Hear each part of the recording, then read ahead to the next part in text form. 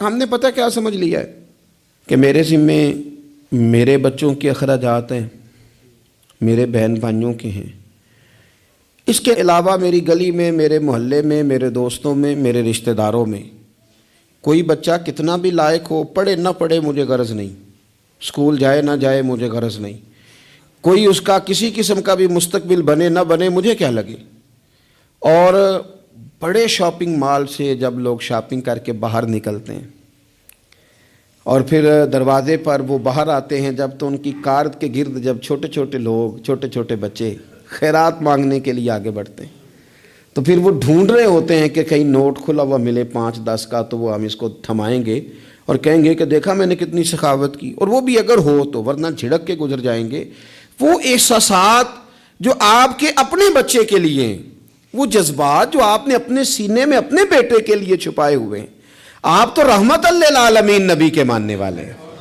آپ کس طرح ایک دائرے میں اپنے آپ کو بند کر کے بیٹھ گئے اور دوسروں کے بارے میں آپ نے وہ بات کی نہیں، وہ ذوق پیدا ہی نہیں کیا۔ بڑے درد سے کہتا ہوں، جب ہم کسی کے بچے کا عیب بیان کر رہے ہوتے ہیں تو دل پہ ہاتھ رکھ کے ایک دفعہ سوچنا چاہیے کہ اگر یہ بات میرے بچے کی ہوتی تو میں یوں ہی بیان کرتا، یہی لہجہ ہوتا میرا اس بات کو گفتگو کرنے کا جو میں کسی کے بارے میں اپنے گھر میں کر رہا ہوں، اور میں کہہ رہا ہوں کہ معاذ اللہ اس کے ابے نے حلال نہیں کما کے کھلایا اور اس کی اماں نے تربیت ٹھیک نہیں کی، تو یہ لوگ اس طرح کے، یہ کیا انداز میں اپنے گھر میں اختیار کرتا ہوں؟ تو میرے نبی پاک صلی اللہ تعالیٰ علیہ وسلم نے تو کہا ہے، مومن ہوتا ہی وہ ہے جو اپنے لیے پسند کرتا ہے وہی بھائی کے لیے بھی پسند کرتا ہے۔ کئی دفعہ میرا بچہ لائق نہیں ہوتا پر میری بہن کا لائق ہوتا ہے، لیکن میرے پاس وسائل ہیں اس کے پاس نہیں ہے، کیوں نہیں میں اسے اپنا بچہ سمجھ لیتا؟ کیوں نہیں میں کہتا کہ چلو میں اپنی کچھ چیزیں وہاں صرف کر دوں اور وہی آگے نکل جائے؟ نبی پاک صلی اللہ علیہ وسلم کی سوچ کیا ہے؟ بخاری مسلم میں حدیث موجود ہے، حضرت خالد بن سعید بن عاص رضی اللہ تعالیٰ عنہ کی ایک بیٹی ہیں، چھوٹی سی بڑی پیاری، نام ہے ام خالد رضی اللہ تعالیٰ عنہ۔ حضور کے پاس نہ کہیں سے کچھ کپڑے آئے، چادریں آئیں، بڑے پیارے کپڑے تھے، حضور نے صحابہ میں بانٹے، ان میں ایک شال تھی، چادر تھی،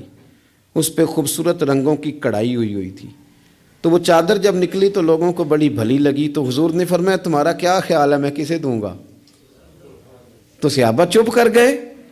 بھئی ہم کیسے بتا سکتے ہیں کہ محبوب کی چاہت کیا ہے؟ حضور نے تجسس بڑھانے کے لیے کہا کہ تمہارا کیا خیال ہے میں کسے دوں گا؟ لوگ خاموش ہو گئے، تو فرمایا جاؤ کوئی ام خالد کو بلا کے لاؤ۔ ان کے نہ والد وہاں موجود تھے، نہ چچا موجود تھے، نہ خاندان کا کوئی لوگ موجود تھا، فرمایا اس بچی کو بلا کے لاؤ۔ بچی بڑی پیاری تھی، اکثر آتی تھی تو حضور کی پشت پر نہ مہر نبوت تھی، تو اس کے ساتھ کھیلتی تھیں، تو ان کے والد منع کرتے تھے یہ کیا کرتی ہو؟ تو حضور فرماتے تھے آپ چپ کریں، بچی جو کرتی ہے اسے کرنے دیں، اسے بلا کے لاؤ اس بچی کو۔ ان کے والد کو لوگوں نے جا کے کہا تیری بیٹی کو حضور یاد کر رہے ہیں، تو اپنی بیٹی کو گود میں اٹھا کے حضور کے پاس لائے۔ حضور وہ چادر گھر بھی بھیج سکتے تھے، پر حضور نے نا وہ بچی کو چادر اڑائی اور کہا ہاذا ثنا یا ام خالد ہاذا ثنا، کہا ام خالد دیکھو پیاری کتنی لگ رہی ہے بیٹا، اور تجھ پر جچ بھی کتنی رہی ہے، سونی کتنی لگ رہی ہے، اور تمہیں پیاری بڑی لگ رہی ہے۔ حضور نے وہ تحفہ دیا، پھر ایک موقع پر ایک اور تحفہ حضرت ام خالد کو دیا، اور وہ تحفہ دے کے حضور فرمانے لگے بیٹا اسے پہننا اور پھر پہننا اور پھر پہننا اور بار بار پہننا، اللہ تمہیں لمبی عمر دے اور اسے پہن کے پرانا کرنا۔ حضرت ام خالد صحابیات میں سب سے بعد میں ان کا انتقال ہوا ہے، 90 سال کے قریب عمر ہو گئی تھی، پر کہتی تھی میں نے مدینے والے کا تحفہ آج بھی سنبھال کے رکھا ہوا ہے۔ کیوں کہ حضور صلی اللہ علیہ وسلم کے جذبات اگر حضرت حسنین کے لیے ہیں، اگر اپنے عظیم عالی شان عظمتوں شانوں والے نواسوں کے لیے ہیں، تو حضور صحابہ سے پیار نہیں کرتے تھے، صحابہ کی اولادوں سے بھی پیار کرتے تھے۔